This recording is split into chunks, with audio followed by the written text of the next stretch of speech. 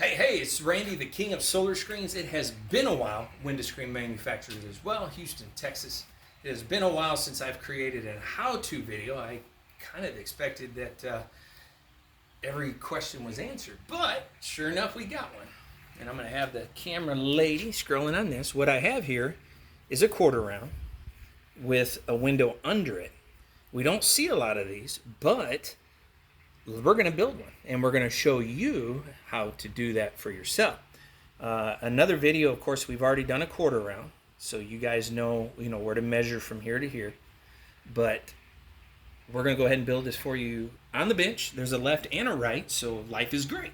So we come over here. What I've already done is, of course, we're mitered corners, always full aluminum. And we love our aluminum 100% left and right. Always 1-inch frame for solar, 3/4 inch for bug. Don't let anyone else tell you any different. That's what we do. But I've already created my 34 leg. And as you saw on our dimensions, the beginning, or the straight leg, if you will, before the quarter round starts, is 17. So that's exactly what I did. And then 51 and 7/8 is the overall height. Now, you do not have to miter these two, because once we've created that arch, we're going to tuck it over and put a rivet in there to hold it nice and snug. So there's no reason at all to create a miter corner, because there's not going to be one. So here's what I've done. Now, we know that the short leg is 17. So basically what I'm doing here is creating a quarter round with a window under it and one easy step. So on the long tall bar, let me get rid of this, I also measured 17. I took my tape measure, always from the outside, just like we would do for a normal quarter round. So don't allow that to confuse you. Do not measure it from the inside, because then it will not be correct. So I came from the outside, and then I split it perfectly, because I know that at the top, or the most out point of my quarter round, is 34 according to this customer's dimension. So again, I have my tape measure nice and square. So where do we come up with how much metal we need from here to here? That's a great question, and I'm glad you asked. So if I were to just make a straight line, I need 49 inches from top to bottom here. But of course, we've got to create an arch. So the best rule of thumb is always add 12 inches. So in this case, I'm actually going to make it a 64 inch.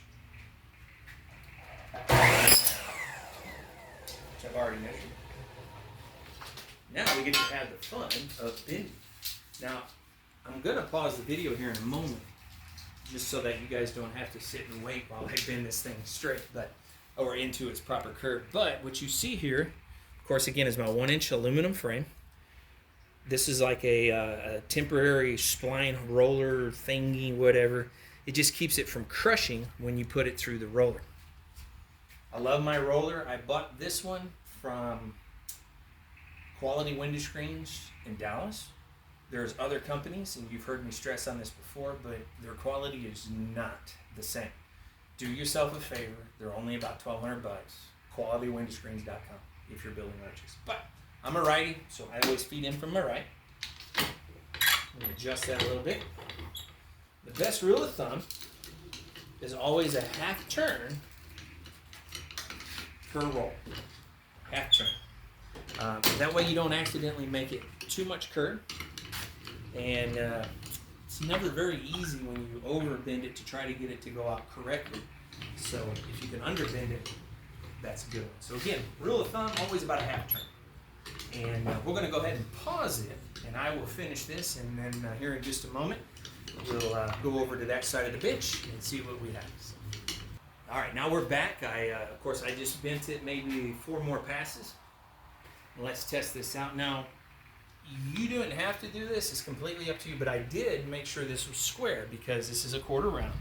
I can save myself 1 step, and if that's already square, life is great. And that one there goes overhang, and we are dead on 34. Oh yeah, babe. Dead on 34. I love it. So I'm going to come to that side of the bench. And hopefully the camera catches this right. So I'm just taking a typical old Sharpie and basically drawing a straight line and a little notched line. We'll take that over our bandsaw. which I need to plug that in because I'm at the little shop today. We don't do a whole lot of arching over here, but I wanted to give you guys a wonderful video here. So, all right, could be a little noisy, but I'm just going to take my bandsaw, cut straight out, and then I'm just going to notch it and cut straight out. And I'll show you the reason why I do that here in just a moment.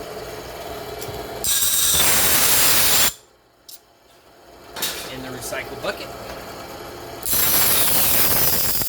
Again, there's that little notch. Spin that around. Square this out a little bit here, guys. Oh, I see what I was doing it backwards. Whoop, almost got a little high there. But let's see how that works. Let me get rid of my tape measure. Make sure that's snug. Snug as a bug, right? And you see, this is a reason why we notched it. See that nice tight joint? Always a beautiful thing.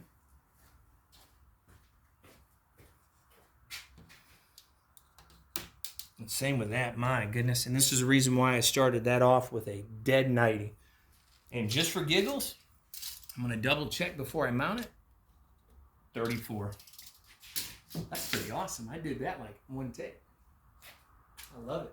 So we're going to use white rivets. You've heard me preach this before. Rivets are a very, very cheap metal. So the paint, of course, a couple of years, it will start to fade off, and you will start seeing rust lines running across this. It's nothing wrong. For someone like me, I'm going to want to go out there and shine it up just to get rid of that rust mark, because our aluminum has a clear coat on it, and that way it keeps its true color for 2 or 3 decades, however long. But so you've heard me preach that before about my rivets, or about rivets in general. So we always do spline line pointing in, and that's where I'm going to rivet it. It's a 3/8 rivet. And I always hide my rivets on the inside, because again, that clean side on the other side will have no rivets. So as time goes on, because this, with a little bit of maintenance, just dusting it off or rinsing it once or twice a year, this thing's going to easily outlive the folks who are buying this. Now, let's do the hard part. How do we get this to become one? It's a great question as well. So for that, I turn over here to my trusty white 3/4 inch, which we typically use for bug screens, but I'm going to cut off about 2 or 3 inches.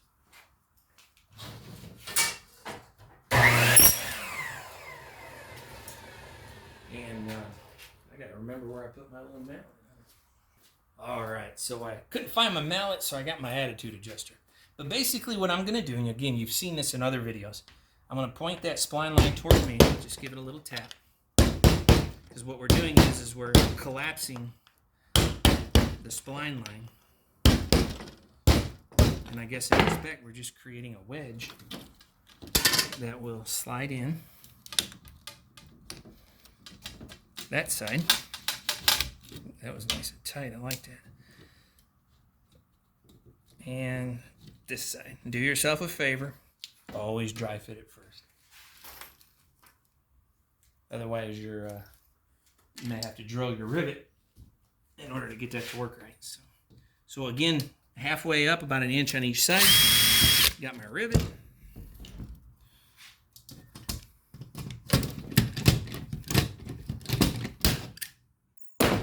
Alrighty. What am I, nervous? There we go. Make that nice and square. And I always use my 2 fingers just to pull it tight, so as you drill in, it doesn't try to move. Because a loose joint does not make a pretty joint. Now, I'm going to show you this, and then I'm going to pause it because I'm going to get the material, which in this case is 90% black, and I'm going to show you how we're going to roll this quarter round, because this is a secret of the trade for sure. But let me show it to you. As you can see, that joint is incredibly gorgeous tight. the high point as well. And oh my gosh, this is just absolutely flawless. I love this arch or quarter rim. So we're gonna go ahead and pause it, and I'm gonna grab to another bench where we're gonna roll this, and I'm gonna show you how we do a quarter rim.